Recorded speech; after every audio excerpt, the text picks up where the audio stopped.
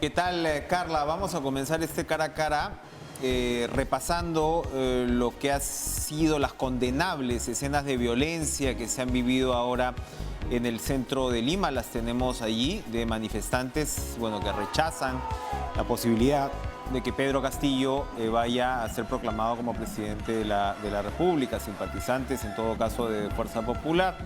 Lamentable ver en el centro de Lima, cualquiera que tenga familiaridad con el centro de Lima conoce además lo que tienen que pasar los restaurantes, por ejemplo estos, ¿no?, de Olaya, del Paseo Olaya, precisamente por la cantidad de veces que la plaza está cerrada y qué sé yo. Y bueno, en medio de esta pandemia, que los vándalos en realidad se atrevan incluso a afectar la propiedad privada en el caso de estos restaurantes y todas estas inmediaciones, y como sabemos, crucialmente, lo más grave, fue agredido el vehículo, fue atacado, mejor dicho, el vehículo en el cual viajaban ministros, particularmente el ministro Óscar Ugarte. Ha expresado ahora cómo durante más de 15 minutos fueron inmovilizados.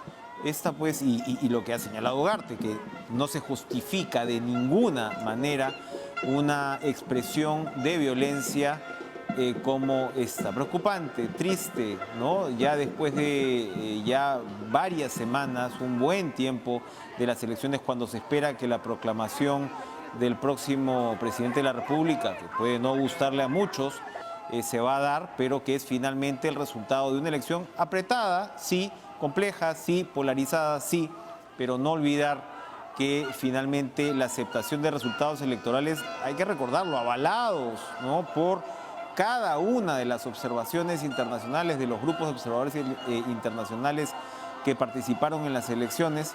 Bueno, lamentable realmente lo que se pudo vivir el día de hoy en el centro de Lima. Por cierto, Keiko Fujimori tomó distancia al respecto. Vamos a ver un comunicado de la presidencia del Consejo de Ministros. Lo tenemos allí. Rechazamos firmemente los actos de violencia de los que han sido objeto dos ministros de Estado que se dirigían a una reunión de trabajo en Palacio de Gobierno. La ciudadanía tiene derecho a expresarse libremente, pero sin agredir a otras personas ni afectar los bienes públicos o privados. Exhortamos a los organizadores de estas movilizaciones a respetar el Estado de Derecho y a los manifestantes a expresarse sin violencia, porque por supuesto nadie está cuestionando el derecho a la protesta o a la expresión. Tuit de la primera ministra Violeta Bermúdez. Indignante la agresión contra los ministros Óscar Ugarte y Urbanista Sol, quienes acudían a Palacio de Gobierno en ejercicio de sus funciones. La violencia y el amedrentamiento no tienen cabida en un Estado constitucional democrático. Ricardo Cuenca, ministro de Educación, también se expresó de esta manera: solidaridad con mis colegas quienes sufrieron un ataque inaceptable esta tarde. Respetamos las discrepancias, pero rechazamos absolutamente la violencia. La ministra de Vivienda, también pues una de las víctimas en realidad de esta situación, Sol Ángel Fernández. Respeto la libre expresión, pero no excuso la violencia. Hoy fuimos atacados junto al ministro Óscar Ugarte cuando nos trasladamos a Palacio de Gobierno. Asimismo expreso mi solidaridad con los negocios del centro de Lima, quienes también fueron afectados. Basta de violencia. Efectivamente, lo que les decía de los negocios nos duele a quienes trabajamos en las inmediaciones del centro de Lima, porque particularmente sabemos lo difícil que es mantenerlos y lo importante que un centro histórico como el de la capital se recupere. Esto lo último que hace, además de todo, lo último que hace es colaborar en esa tarea. En medio de este ambiente polarizado, pero definido al parecer, o prácticamente definido, le damos la bienvenida al escritor Alonso Cueto, con quien nos reencontramos después de un tiempo. ¿Cómo estás, Alonso? Un gusto verte. ¿Cómo estás, Enrique? Un gusto conversar contigo y con todos los que nos escuchan. En una reciente columna en el diario El Comercio señalabas tú pues que hay que saber ver, ¿no? Te referías, por supuesto, a los partidos en contienda y también, bueno, saber perder, pero saber ver en términos de interpretar la realidad que se está viviendo en el país. Lo primero, tu impresión de una expresión de polarización como estas imágenes que acabamos de mostrar. Bueno, mira, Enrique, el Perú es un país que ha estado marcado desde sus inicios por las divisiones, por las polarizaciones, por los conflictos, ¿no? Mira, nosotros estamos viviendo ahora el bicentenario, pero también y estamos a punto de vivir 500 años de nuestro nacimiento como nación, ¿no? Dentro de pocos años se va a cumplir, se van a cumplir 5 siglos del acuerdo que hizo Francisco Pizarro con Almagro y con Hernando de Luque para venir al Perú, de la llegada de la capitulación de Toledo, bueno, y del encuentro con el Inca en Cajamarca en 1532. Todo eso ya te indica, ¿no? Un nacimiento pues, violento y lleno de conflictos, lleno de divisiones, ¿no? Esto que vemos hoy día es parte de una larga tradición, ¿no? de culturas que no se entienden, de mundos que no se entienden, de facciones que se enfrentan. Hemos vivido en este universo muchísimos años, ¿no? Creo que hay este gran poema de Robert Frost. Tenemos justo problemas con el hielo. Ahí está. Sí, sigue por favor, adelante. Eso es lo que vimos. ¿Por qué? Bueno, porque lo que más falta nos ha hecho a lo largo de nuestra historia es la sensación de que tenemos una sociedad, de que tenemos una nación, de que el que vive, el que es un pescador en Tumbes y el que es un agricultor en Puno y el que es un abogado en Iquitos y todos los tipos que uno se puede imaginar pueden coexistir, pueden conversar, ¿no? Es decir, ahora me parece totalmente imposible y utópico pensar que los dos candidatos que han pasado a la segunda vuelta puedan conversar, puedan entenderse, puedan ponerse de acuerdo. Y eso es una tragedia para la mayor parte, o para todos los peruanos, ¿no? El hecho de vivir en un lugar donde, por razones históricas, no se ha construido la confianza, por lo tanto no se han construido instituciones y por lo tanto no se han construido formas de convivencia entre todos nosotros. Hay que seguir arrastrando estas taras, estas divisiones, o somos capaces, ¿no? Después de 500 años de la conquista y de 200 años de la independencia, de entendernos, de conversar.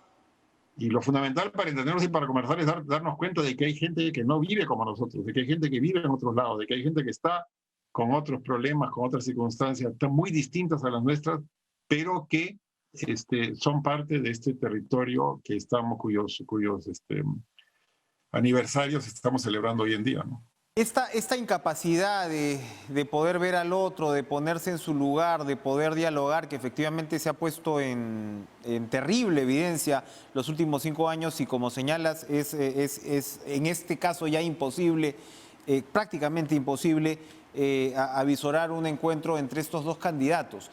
¿Cómo digamos, si esto no se da, como efectivamente muy probablemente no se va a dar, ¿cómo aprovechar este momento para que nuestra vida política refleje, en todo caso, ese proceso, esa necesidad, ese pendiente como sociedad? Porque en realidad la vida política, por más que muchos la rechacen, la caricaturicen, estén hartos, la vida política puede reflejar también un camino para que un país se pueda reencontrar. ¿Esto cómo podría darse? Podría darse desde la conformación, por ejemplo, de un gobierno que incluya un poco más allá. Te lo digo porque también en la columna que mencionaba, de todas maneras reconocías que Castillo, a pesar de lo poco que sabemos hasta ahora, parecía abrir sus horizontes. Por ejemplo, en un gobierno que incluya también a la otra parte. Bueno, en un gobierno que incluya, es decir, la verdad, la evidencia, ¿no?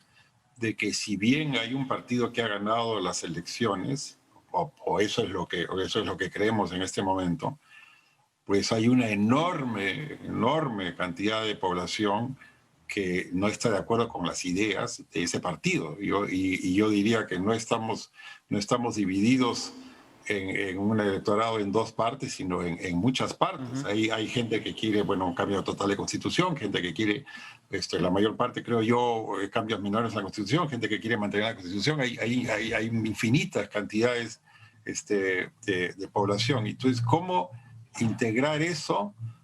Mira, este es un trabajo pues a largo plazo. Este es un trabajo que tiene que ver con procesos, pero cuando yo era un niño, yo recuerdo un país todavía mucho más desintegrado que el que tenemos, ¿no? Yo veo, por ejemplo, ahora he visto el noticiero de ustedes, o sea, y el de las mañanas, ¿no? El hecho de que haya una sección de lenguas originarias me parece algo tan importante en este momento.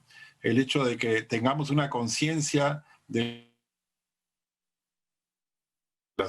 la selva, por lo menos hasta cierto punto, como no había cuando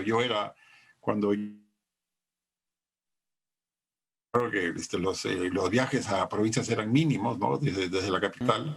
Y creo que en eso hemos avanzado. Somos un país más integrado, ¿no? Es decir, mira, mañana Enrique, se cumplen 200 años de la firma del Acta de Independencia. Y si uno revisa la gente que firmó el Acta de la Independencia el 15 de julio de 1821, los que firmaron esa acta, bueno, eran San Martín a un lado y al otro lado estaba el alcalde de Lima de ese momento, que era el conde de San Isidro, y al otro lado estaba el marqués de Montemira. Y los que firmaron el acta eran, bueno, la élite limeña, las autoridades militares, estaba el conde de la Vega Ren, el marqués de Vistalegre, por ejemplo, y otras muchas autoridades, por las más distintas razones. Algunos por miedo a los independentistas, otros por ambición, otros por auténtico patriotismo. Había de todo. Firmaron, después se fueron con los realistas al mismo tiempo. O sea que ahí tú ves la diversidad absoluta de nuestro nacimiento como nación y ves también estas divisiones, ¿no? Bueno, que nos marcan. Entonces, a la larga, ese es un tema que solo se soluciona con la educación. La educación es la única gran inversión para el futuro de todos nosotros y la única posibilidad que tenemos de integrarnos. Y en eso creo que hemos avanzado algo y nos falta todavía mucho. Pero yo tengo la sensación de que fines del siglo XX y comienzos del siglo XXI sí se han dado pasos significativos para que ser un país más integrado de lo que éramos, aunque nos falte un enorme trecho todavía. Lo que ocurre, Alonso, es que a veces la polarización que agota a tantos ahora y que se expresa además de manera muy brutal en las redes sociales, a partir también de noticias falsas, a partir de las expresiones en medios que estamos viendo ahora, realmente en muchos casos hay que decirlos pues difamatorias, muy alegremente, etcétera. Este ambiente la polarización casi por definición impide o nubla la visión con respecto precisamente a lo que hemos avanzado, ¿no? O sea, queremos ser negativos ante todo cuando en realidad se trata de seguir estableciendo esa línea donde lo que haya que mejorar, mejore, pero establecer esa línea de continuidad que en muchos casos, además, cuando hablas de educación, se expresa en políticas de Estado. Y ese mensaje tiene que llegar incluso al posible gobierno entrante. Esto no se trata, pues, ahora que hablas de los 500 años, de los 200 años, con todos estos vaivenes, eso no se trata de estar refundando el país cada vez que a un grupo se le ocurre, ¿no? Claro, el proceso de un país es un proceso lento, seguro, pero la extrema izquierda y la extrema derecha no son ideologías, son estados de ánimo, son estados del sistema nervioso, o sea, son pasiones, ¿no? Y uno no puede argumentar, ni planear, ni convivir, ni hacer nada con gente gobernada por pasiones ciegas. Es decir, la idea, ¿no?, de que atacando al auto del ministro Ugarte uno va a solucionar algo, es algo que está regido por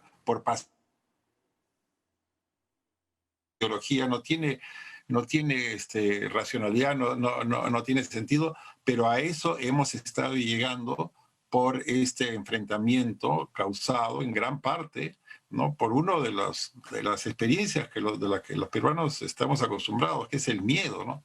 El miedo ha gobernado gran parte de nuestra historia. Tú conoces, Enrique, esa gran tradición de Ricardo Palma que se llama Los tres motivos del oidor. Cuando le preguntan al oidor por qué hizo esto, él contesta por tres motivos, que son el miedo, el miedo y el miedo, ¿no? Entonces el miedo está muy presente hoy en día por la incertidumbre en la que vivimos, ¿no? En la medida en que hay un candidato que hoy día se fue a un hospital, que luego no hace declaraciones más que declaraciones generales, que está escondido, hay más incertidumbre, y cuando hay más incertidumbre hay más miedo, y esto es algo que aumenta y que crea más polarización y por lo tanto más violencia, ¿no? Y esto es, bueno, algo que hay que evitar totalmente en cualquier circunstancia, sobre todo en un país como el nuestro y sobre todo ahora tal como estamos. Has tocado un tema importantísimo porque cada uno administrará sus miedos y cada uno tendrá la responsabilidad de no convertirlos en paranoias. Pero acabas de remarcar la hasta ahora pobre comunicación que ejerce el señor Castillo, que no sabemos muy bien cuáles pueden ser los motivos, si no quiere adelantarse, si no considera en fin, que va a ser atacado por los medios o qué sé yo. Pero el hecho es que el país se merece un poco más, ¿no? Merece un poco más, se merece un poco de comunicación, pero claro, el retiro, es decir, el vivir apartado es más cómodo porque concentra, digamos, la atención en el personaje, pero me parece que en la medida en que haya más misterio, más silencio y más incomunicación, la incertidumbre es mayor, la polarización es mayor, el miedo es mayor, y esto de lo que hablábamos al comienzo, ¿no? La idea de que haya un diálogo, de que haya una comunicación, de que haya un acuerdo, de que haya una unidad, de que, bueno, de que se limen los extremismos, de que se acaben los extremismos es más difícil. Yo creo que este es un momento efectivamente, ¿no? De refundar un nuevo tiempo, pero dejando de lado todas estas taras que han creado tantos caudillos y tan pocos líderes en nuestra historia. Los caudillos de una burbuja, ¿no? De seguidores, ¿no? Pero hemos tenido muchos de estos, hemos tenido muchos caudillos. Y estos caudillos se enfrentan con otros, ¿no? Nuestra historia es una suma de conflictos entre unos caudillos y otros. ¿Dónde han estado nuestros grandes líderes que han abarcado los extremos, que han integrado los extremos, que han dirigido un proyecto común, que nos hayan hecho sentir como una nación?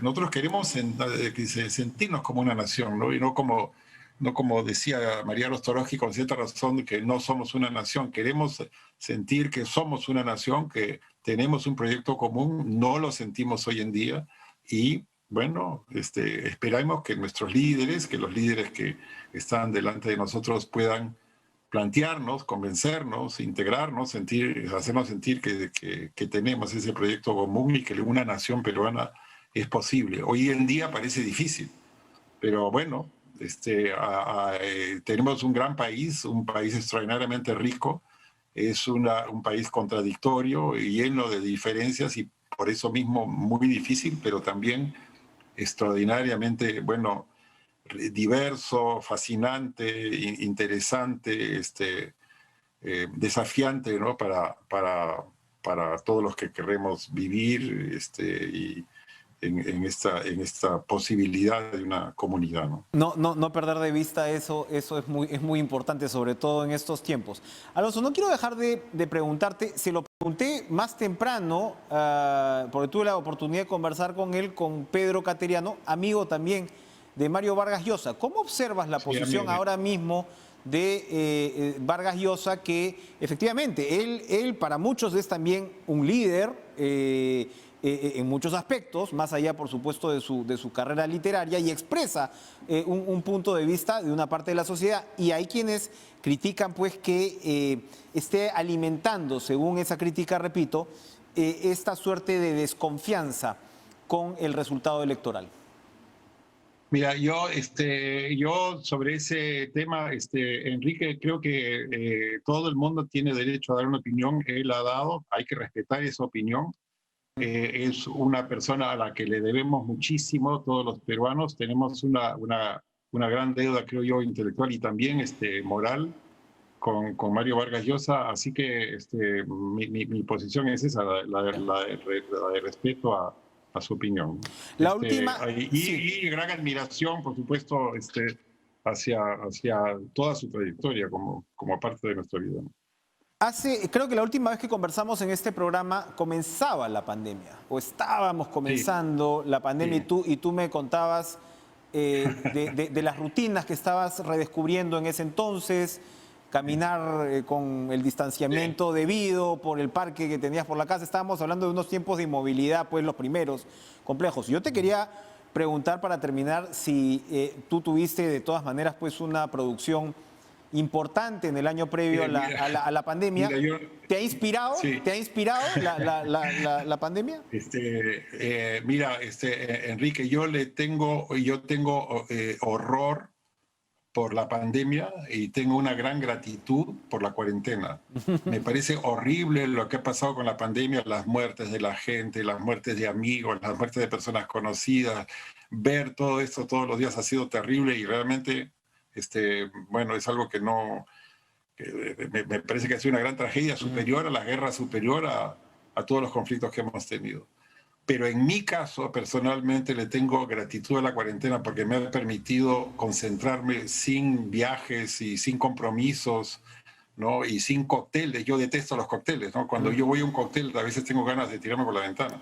Pero no he tenido que ir a ningún cóctel. Sí, me encanta ir a casas de amigos a cenar o a almorzar, pero los cócteles públicos me parecen terribles, aunque, bueno, he tenido que hacerlos. Pero en general... La cuarentena me ha permitido escribir una novela larga, una novela histórica justamente, todo el año pasado, que he avanzado de una manera que no hubiera podido hacerlo sin tener todos los días libres, ¿no? Por otro lado, pues me he dado cuenta de que tengo amigos, de que me llevo bien con toda mi familia, de que tengo un barrio donde puedo salir a caminar. Son cosas de las que no me había dado cuenta, me he dado cuenta ahora, y que puedo leer, que puedo ver películas, y además, bueno, el domingo pasado, ¿no? Salir a la calle y descubrir algo que es inédito en Lima, que es el silencio, ¿no? Yo tengo un profesor que me dijo que los tres grandes bienes perdidos de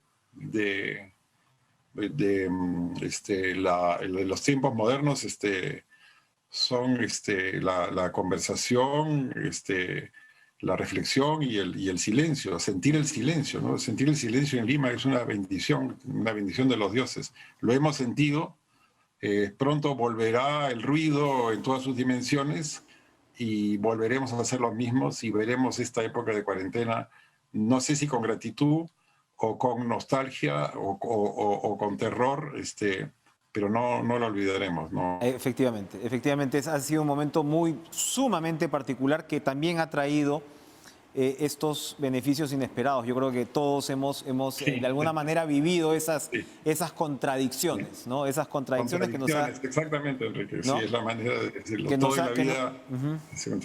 Que nos ha hecho recordar, digamos, también lo complejo de la humanidad. Alonso, siempre un gusto reencontrarnos. Ojalá nos veamos cara a cara dentro de poco ya. Encantado de conversar contigo, Enrique. Te mando un gran abrazo, igual a todos los que nos escuchan y nos ven. Igualmente. Adiós. Muchas gracias, Alonso Cueto, novelista, escritor peruano. Vamos a una pausa, pero vamos a regresar. Estamos en momentos de balance. Ojo que el tema medio ambiente retorna, nunca se fue, pero retorna con fuerza. De hecho, Europa hoy ha planteado nuevas regulaciones medioambientales que podrían tener consecuencias, digamos, globales. Pero vamos a aterrizar la situación en nuestro país para conversar con Gabriel Quijandría, ministro del Ambiente. Regresamos.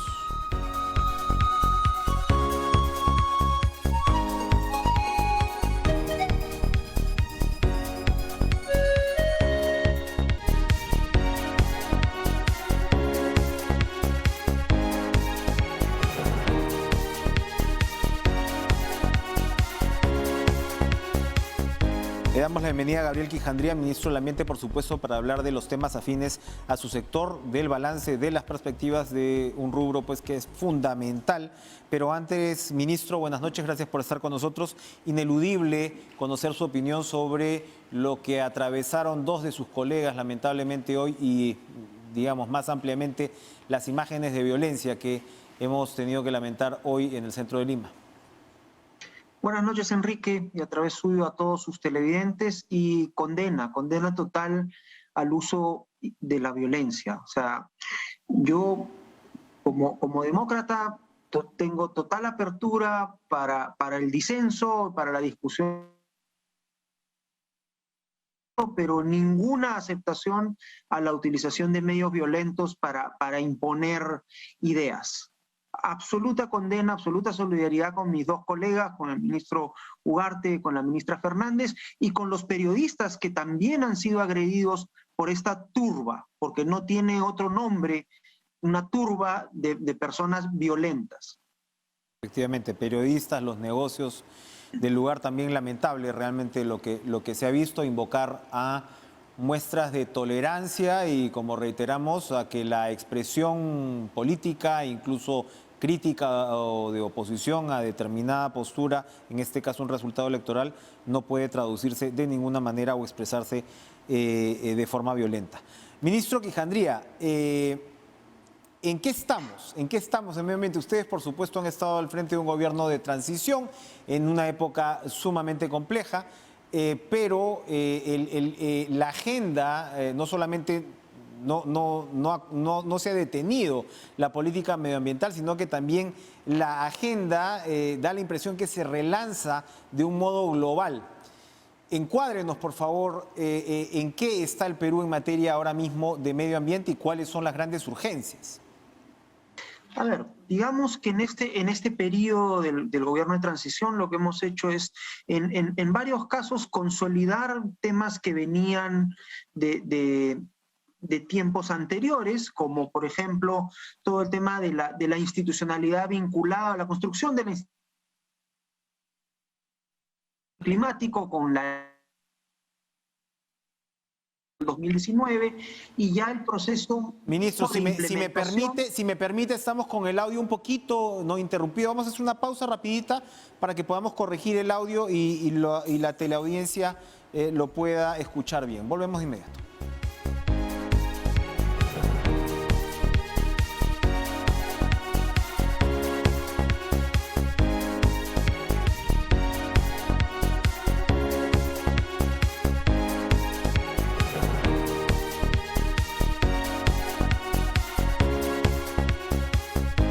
Bueno, con la comunicación mejorada retornamos con el ministro de Ambiente, Gabriel Quijandría. Ministro, nos estaba comentando las prioridades de lo que han sido la gestión que ya va terminando.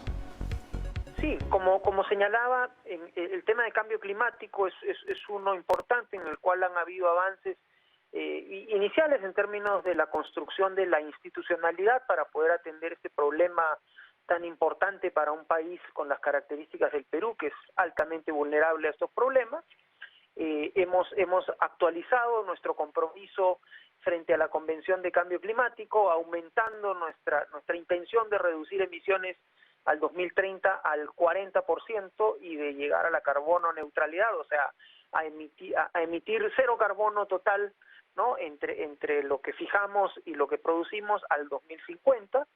Hemos avanzado, diría yo, también bastante en términos de la lógica de la economía circular, ¿no?, de la aplicación de este concepto de economía circular con el tema de reciclaje, con el tema de la ley de plásticos de un solo uso.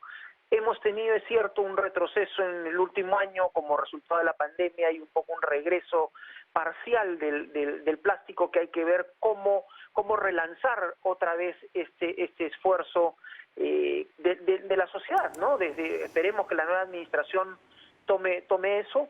Ha habido una atención también importante ahora en términos de generar un marco para atender temas de justicia ambiental y de defensa de los defensores ambientales, ¿no?, que hemos visto que han tenido una situación o han tenido que vivir situaciones muy complicadas, incluso con pérdida de vidas vinculada pues al avance de economía ilegal. Ahí hemos tomado algunas medidas asociadas a generar mecanismos de mejor coordinación entre diferentes entidades del Estado, el Ministerio del Interior, el Ministerio de Justicia, el Ministerio del Ambiente, el Ministerio de Agricultura, para hacer que la respuesta sea más eficiente y más oportuna también, ¿no? Que podamos responder a estos retos. La criminalidad asociada a este rubro, cuando hablamos de deforestación, etcétera, que siempre es una amenaza muy preocupante, ¿se ha incrementado finalmente durante la pandemia? Tenemos datos que indican que sí, ¿no? O sea, un poco la situación de repliegue repliegue del Estado, la situación de tener que guardar determinado distanciamiento sí ha facilitado la entrada o el crecimiento relativo de economía ilegal en algunas zonas, ¿no? Lo vemos en los datos de la deforestación, donde en 2020 hemos tenido un crecimiento bastante importante en la tasa habitual que teníamos, que estaba alrededor de 145.000 hectáreas. Para el 2020 tenemos alrededor de 200.000 hectáreas perdidas de bosque en todo el país, ¿no? Así es. Ahora, sí, y esperamos que eso se vaya revirtiendo. Ahora, en una buena noticia con respecto a lo que usted está señalando de los compromisos, ¿no?, de las sobre emisiones, se ha dado esta venta importante que yo no había visto en el Perú de bonos de carbono, corríjame si me equivoco, pero estamos hablando de 87 millones de dólares y había quienes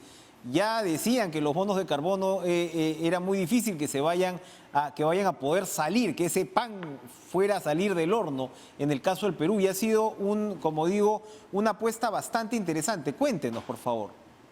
Sí, esta es una operación que es la operación individual más grande que se tiene hasta la fecha vinculada a temas de carbono, que es la generación, o sea, que se hace a partir de las reducciones de emisión que genera el mantenimiento y la conservación del Parque Nacional Cordillera Azul. Lo que se ha hecho es que ese efecto que tiene el parque de reducir una deforestación, que si no existiese el parque, que no se manejase de manera adecuada, ocurriría en esta zona que cubre más de 1 millón de hectáreas.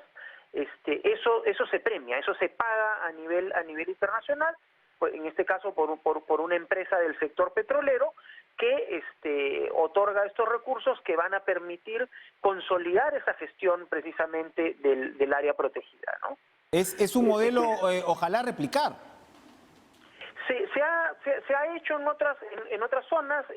Tenemos una operación similar en la Reserva Nacional Tambopata también, que ha venido funcionando, pero no de esta escala, ¿no? Esto sí es inédito, ¿no? O sea, no había habido una cosa de este tamaño hasta la fecha.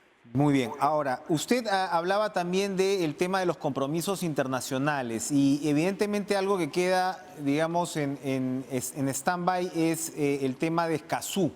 El Congreso no ratificó Escazú. Escazú ya entró en vigor porque se alcanzó el número mínimo de países para que este acuerdo especial entre en vigor. Y uno se pregunta si el Perú va a quedar fuera de esto. Hubo resistencia en su momento, por supuesto había argumentos a favor, pero el hecho es que el tema no avanzó. ¿Para usted sería una prioridad que el Perú ingrese a Escazú a partir ya de la próxima administración, que se den esos esfuerzos? Nosotros esperaríamos que pudiese haber una reconsideración, una nueva mirada por parte del Congreso a la posibilidad de ratificar Escazú.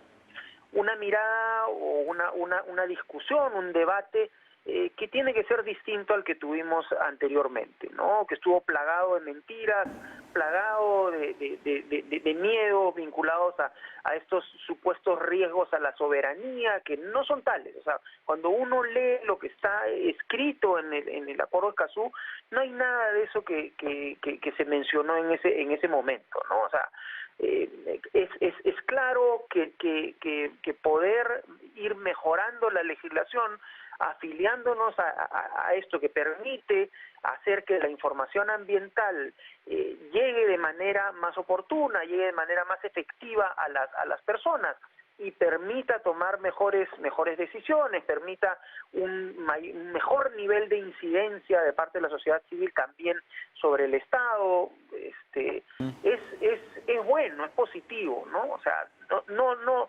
deberíamos dejarnos llevar nuevamente por la mentira y por el miedo. Para terminar, ministro, usted ha anunciado que este gobierno va a dejar lista la política ambiental del país, que por supuesto es un instrumento fundamental. Hay que reconocer que los dos candidatos que se enfrentaron en la segunda vuelta, ninguno destacó por sus propuestas medioambientales, particularmente en el debate.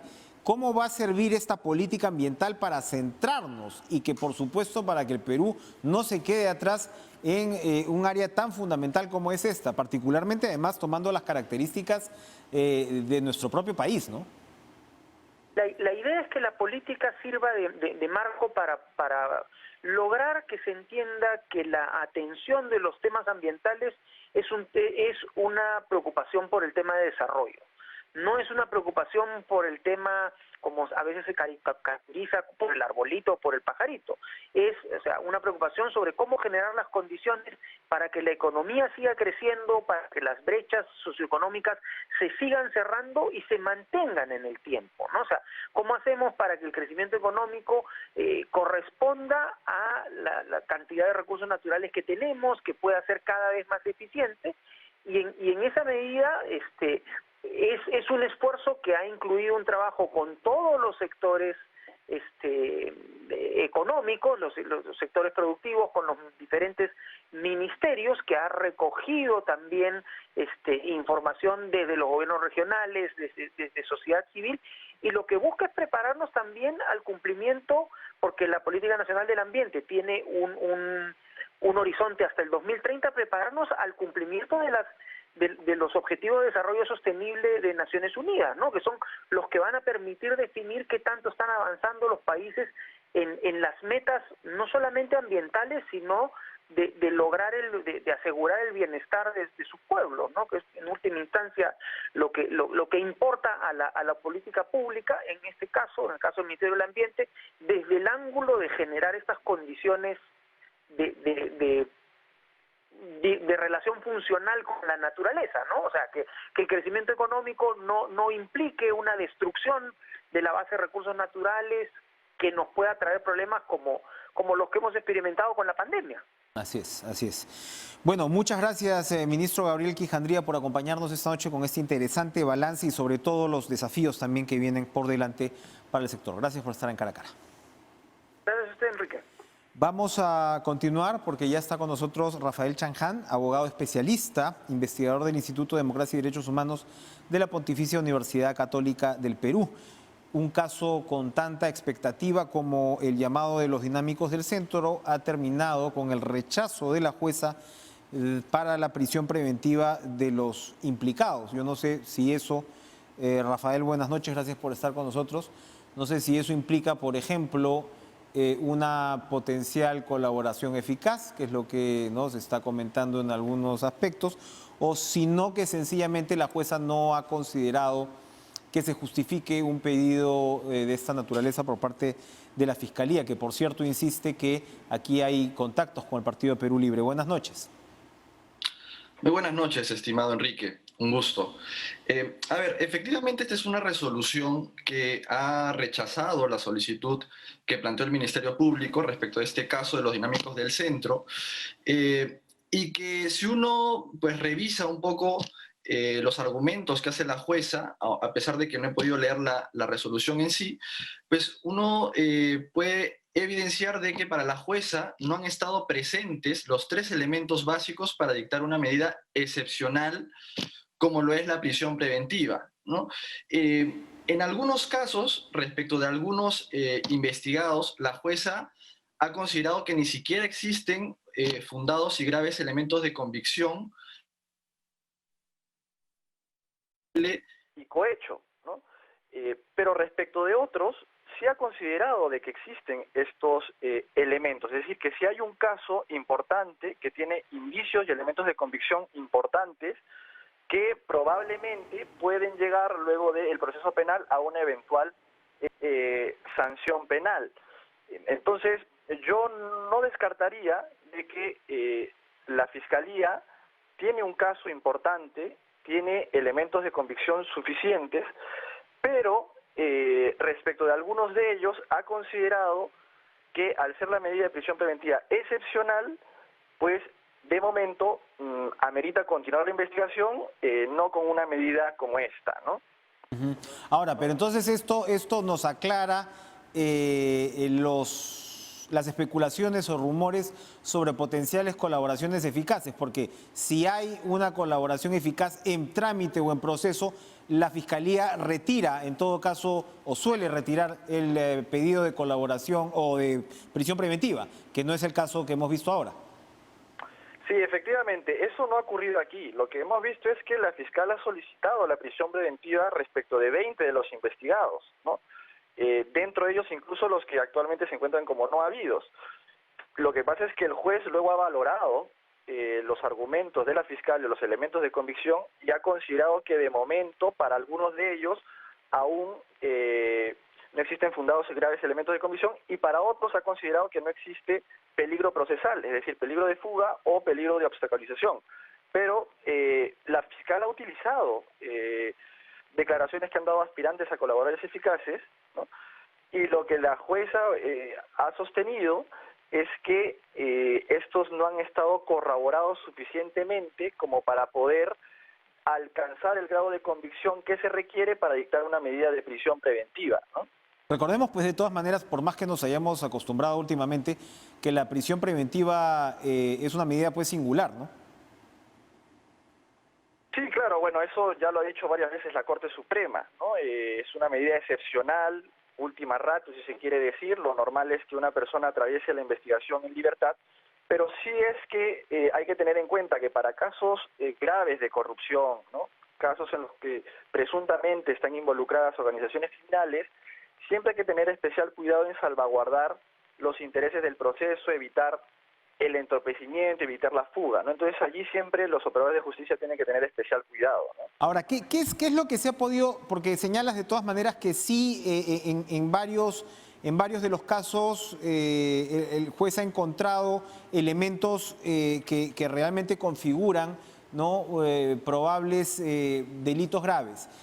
¿Qué es lo que estas audiencias en todo caso han revelado? ¿Dónde están las mayores alarmas con respecto a lo que sí puede ser la gravedad de este caso? Sí, claro. Lo que pasa es que la responsabilidad penal es individual, ¿no? Y entonces allí la jueza ha intentado dividir un poco los miembros de esta presunta organización criminal, ¿no? Son 20 sobre los que recayó este pedido, esta solicitud de prisión preventiva, y sobre algunos de ellos, son aproximadamente 6, me parece, entre los que se encuentran los que actualmente están fugados, que la jueza consideró que la fiscalía, la fiscal Bautista no había llegado a demostrar, ¿no?, en esta solicitud, en este pedido, pues los graves elementos de convicción respecto de la organización criminal y los otros delitos, ¿no?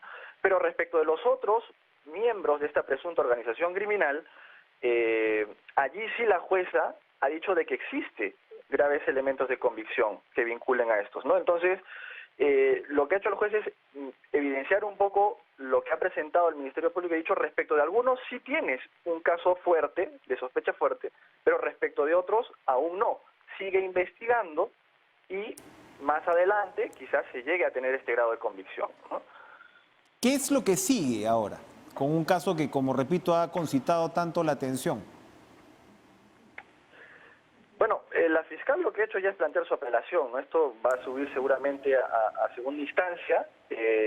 Normalmente esto tardará seguro aproximadamente un mes, un poco más quizás en poder resolverse en segunda instancia, pero la investigación continúa y debe continuar, ¿no? Yo creo que son hechos suficientemente relevantes, ¿no?, graves, ¿no?, que ameritan pues una acción diligente del Ministerio Público, ¿no?, para efectos de sacar adelante este caso. Sin duda, no es una circunstancia que suponga pues una caída o archivamiento del caso. Por lo contrario, creo que más bien a partir de esto también la Fiscalía va a ir recabando mayores elementos de convicción, ¿no? Para darle más fortaleza a su caso, que seguramente es lo que vendrá por parte de la Fiscalía, ¿no? Ahora, ¿cuál es la situación en estas circunstancias del señor Cerrón? Porque hay, por ejemplo, elementos, ¿no?, periodísticos que dan cuenta de vinculaciones, sabemos, ¿no? Me parece que uno de los que estaban no habido ser el señor Bendezú, que es uno, pues, de sus colaboradores más cercanos. Está la señora Waldis Vilcapoma, ¿no? ¿Cuál es digamos, en qué punto está la situación del exgobernador regional en este caso? Bueno, de lo que se sabe hasta ahora es que él no ha sido incorporado a la investigación. Sobre él no recae una imputación concreta del Ministerio Público. La Procuraduría sí ha solicitado al Ministerio Público que se le incorpore como investigado, a partir de determinados elementos, sobre todo algunas conversaciones de WhatsApp que lo vinculan o lo mencionan, pero esto está en manos de la Fiscalía. No se descarta que en el transcurso de esta investigación la Fiscalía pueda ampliar la misma y pueda incluir a otros personajes vinculados. De hecho, el señor Cerrón, pues como se sabe, fue el gobernador regional de Junín, presidente del partido político, y por lo tanto podrían existir quizás a lo largo de estas diligencias que se realicen indicios que para la fiscal sean relevantes y no existe ningún inconveniente. Seguramente esto es lo que estratégicamente hará la fiscal, irá de menos a más, y allí no hay ningún límite. O sea, las líneas de investigación y las hipótesis fiscales pueden llegar al más alto nivel, como ya ha sucedido en algunos otros casos, ¿no? Evidentemente esto tendrá que ser objetivamente valorado por el Ministerio Público, ¿no? Para aclarar, la situación del señor Cerrón, él no goza ahora mismo de ninguna prerrogativa o inmunidad, ¿no? Es decir, porque además el Poder Judicial ha confirmado su inhabilitación al menos por 3 años por otro caso distinto. No, de ninguna manera. Él no goza de ninguna prerrogativa constitucional porque, digamos, el cargo que él ha tenido es de gobernador regional y no está dentro de lo que el artículo 99 y 100 de la Constitución establece para el procedimiento de antejuicio, ¿no? Mucho menos para la inmunidad. Entonces, él, al igual que cualquier ciudadano, se somete a la justicia ordinaria, ¿no? Se tendrá que someter eventualmente, si así lo consideran los operadores de justicia, ¿no? La fiscal ha insistido en los vínculos con Perú Libre y se hablaba pues mucho de el posible financiamiento de campaña, etcétera, lo cual por supuesto está negado por la otra parte. ¿Ese elemento ya está planteado ahora mismo en la investigación fiscal o es otra de las cartas que, como usted señala, se podría guardar para más adelante el Ministerio Público? Bueno, de momento existen 2 investigaciones, ¿no?, que corren en paralelo. Una es esta de la que estamos hablando, que es vinculado al caso de la presunta red de corrupción por las licencias de transporte, y otro es el de lavado de activos, que lo tiene otro fiscal, me parece que es el fiscal Rojas, y que sí está más estrechamente relacionado a lo que es el financiamiento, ¿no?, del partido político Perú Libre, ¿no? Allí se maneja otra hipótesis porque eventualmente estamos ante otro tipo de delitos que se podrían haber configurado, ¿no? En la medida en que se podría haber recibido, según la hipótesis fiscal, dinero ilícito que provenía precisamente de actos de corrupción para inyectarse como aportes ilícitos en las campañas, en la última campaña electoral de este partido político, ¿no? Entonces, yo creo que tienen relación los hechos, seguramente irán avanzando las investigaciones y lo que suceda en uno, las diligencias que se realicen en uno, los elementos de convicción que se recaben en uno podrán servir al otro también. No creo que sean excluyentes, sino que por el contrario me parece que en algún punto seguramente habrá algún tipo de coordinación, ¿no? Como hemos visto en otros casos similares, ¿no? Son dos investigaciones que finalmente confluyen. Abogado penalista Rafael Chanján, muchas gracias por acompañarnos esta noche en Cara a Cara para aclarar este caso de gran interés público. Vamos a ir a una pausa y regresamos con lo último.